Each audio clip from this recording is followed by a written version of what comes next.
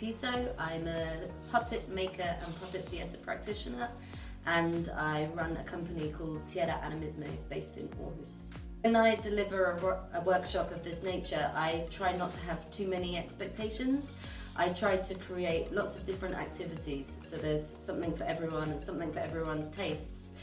But in terms of how people respond, I then watch how they respond, see what they enjoy, what they don't enjoy, and then expand on those parts as the workshop goes on. I've watched as over the days how they've become more and more open with one another. I'd say this is more important than the activities we're doing, is we're creating an atmosphere that's friendly and open and accepting, so everybody feels relaxed and is in an environment where they can form relationships and friendships, and that's why we're here really. So what I found most surprising in the workshop is how I was able to communicate with so many different people in so many different languages whilst only speaking English and a little bit of Danish, and how we could all communicate using gesture, facial expression, random noises, and still produce really good, interesting work.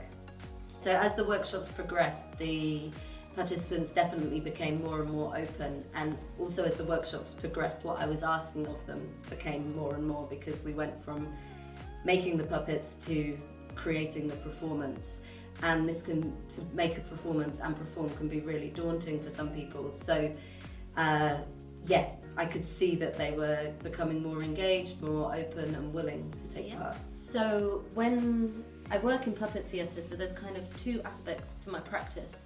There is the puppet making and design, but then there's also the performance and the puppetry element. And I wanted to create a workshop where we do both. But I kind of wanted to develop them alongside each other. So we started with some more theatre-based exercises that will loosen everyone up and work like icebreakers, and then we build the puppets. The reason I work with puppets in this situation is they work like a crutch or a prop, because they give people more confidence to perform. When they're standing with their puppet and behind their puppet, they will speak so much more freely and so much more openly than they would if it was just them exposed on stage performing. I think art is a really good strategy to create bonds between people, because it is visceral. You feel it and you make it and you do it. So when you come away from it, one, you have something physical that you've made or created that you can see, but you've also gone through that process with a load of other people.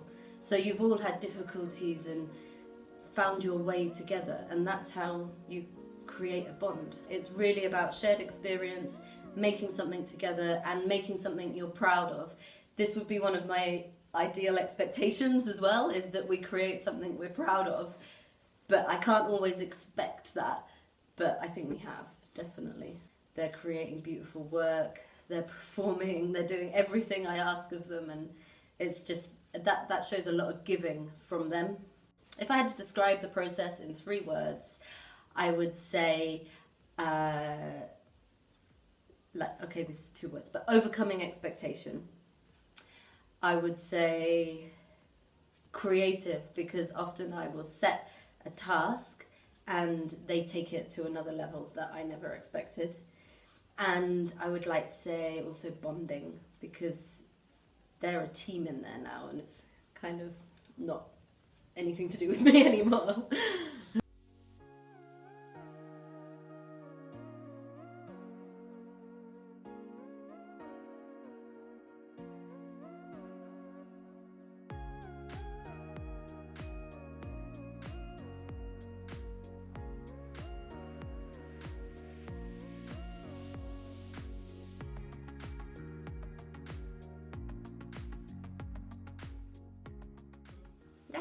Jeg hedder Marianne Kvist, og jeg arbejder på et asylcenter i Røde Kors i Danmark. Og jeg arbejder med beboerinvolvering, så det vil sige, at min opgave det er at involvere beboerne i de beslutninger, vi tager, og forme de arrangementer og de aktiviteter, vi laver. Vi har haft store forventninger. Vi har prøvet at lave nogle lignende workshop før, og der har jeg set, at det har åbnet for en hel masse kreativitet. Nye mennesker er begyndt at tale sammen. Så det havde jeg også en forventning om, at det gjorde den her gang. Så jeg har lavet nogle deltagerevalueringer med deltagerne, og der blev det meget tydeligt, at de har prøvet at arbejde på nogle helt nye måder, og de har lært noget helt nyt, som ikke er noget, de har været vant til fra deres hjemlande. Så de har blandt andet lært noget om danske samarbejdsformer, og noget om at arbejde i teams, noget om at kreativt inspirere hinanden. Og det er noget af det, man kan sige, som er rigtig godt til at skabe en forståelse for, hvordan man kan lade sig integrere, og hvordan man kan få succes i et nyt land. Men kunst er et rigtig godt medie, fordi det bliver et fælles tredje, man mødes om. Vi ser ofte, at der er en stor velvillighed fra lokalsamfundet og beboerne her på stedet til at mødes. Hvis ikke de har noget at mødes om, så synes de faktisk, det er rigtig svært at have en samtale, fordi de ikke er naturligt forbundet. Så her bliver kunsten simpelthen det medie, der gør, at man kan mødes om noget, og man kan have udgangspunkt i at starte med noget fagligt, og så kommer det naturligt, at der kommer en lidt mere personlig, relationel dialog efterfølgende.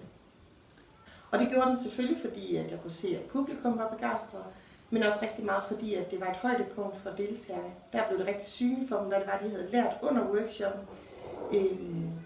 Men ja, det gjorde forestillingen synligt. Men jeg ved, når jeg har fra mine interviews med deltagerne, at processen har været mindst lige så vigtig. Så i processen har de lært en hel masse om de nye former og kreativitet og udtryksformer, og det er det, de tager med sig derfra. Altså det er rigtig vigtigt for at mestre sin hverdagsliv, at man føler, at man hører til der, hvor man er, og at man ikke bare svæver rundt. Man kan sige, at mange af de beboere, vi har her på centret, de er i et vakuum, hvor de venter. Og der handler det om at fylde tilværelsen ud med noget meningsgivende. Og det er det, hvis man skaber nogle forbindelser, man lærer noget nyt, og man putter noget nyt i sin rygsæk. Man kan tage det med sig og bruge konstruktivt i fremtiden.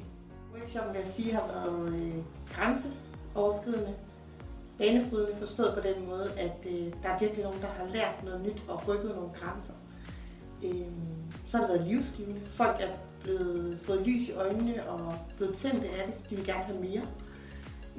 Og så har det været kreativitet i fokus.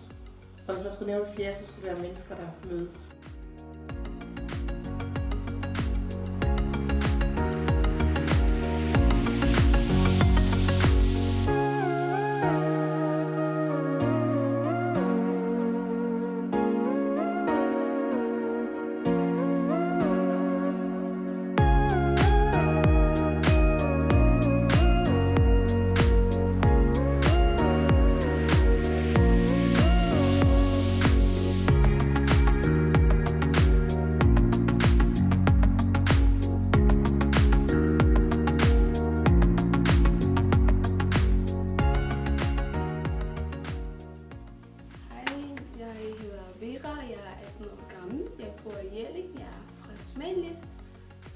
I dag vi har lavet en rigtig god workshop.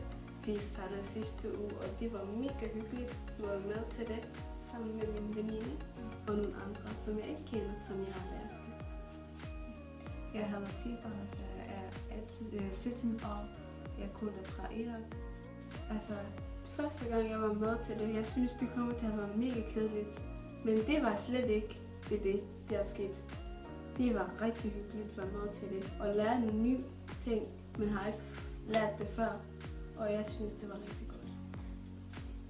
Ja, først og sommer, jeg tænkte ikke så godt, man lærte det så godt og så meget sjov, og vi hjælper hinanden, vi laver sammen, og så det var godt.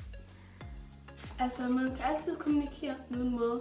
Altså, hvis du personen ser sød ud, du kan også se hans udtryk, du kan også se det, hvordan han er. Så man behøver heller ikke faktisk at vide det sprog på nogen måde. Man skal altid bare have det sjovt sammen med dem og være glad. Ja, altså vi har lavet en rigtig sjov måde, synes jeg. Jeg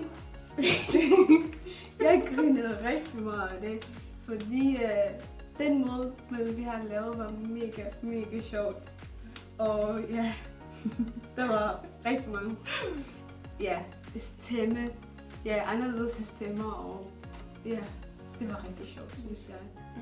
Altså historie bag, vi fandt jo, at forskelligt, hvad personen har jo, fordi du har din egen historie, og så har anden person har din egen stol. Og så når du hører det, måske ligner det hinanden, måske ligner det ikke hinanden, så kan man prøve at lave en anden historie, som gør det fællesagtigt. Så Hjælpe sammen, og det synes jeg var. Altså, ligesom du skal bare prøve at bevæge dem, give en liv af dem, så de kan prøve at være noget. Det kan også være en hund, det kan være en menneske. Det behøver man ikke være noget, men du skal bare give liv af dem, og så prøve at bevæge dem, og ja, det er det, man skal bare gøre det. Det er ikke noget andet. Jeg har lært noget meget nyt, synes jeg. Altså, jeg vidste ikke, at man kunne give sådan et liv ved busse, og prøve at gøre livet sådan, flyve ved den, og gøre ligesom menneske, ligesom hun, og jeg vidste ikke, mange nye ting, synes jeg. Jeg vidste ikke, hvad. Altså, jeg synes, samarbejdet var rigtig godt, synes jeg. Vi forstod hinanden, vi snakkede sammen, vi havde det sjovt. Jeg synes, det var rigtig godt. Ja, det var rigtig godt. Vi hjælpede hinanden, vi samarbejdede, vi havde det sjovt.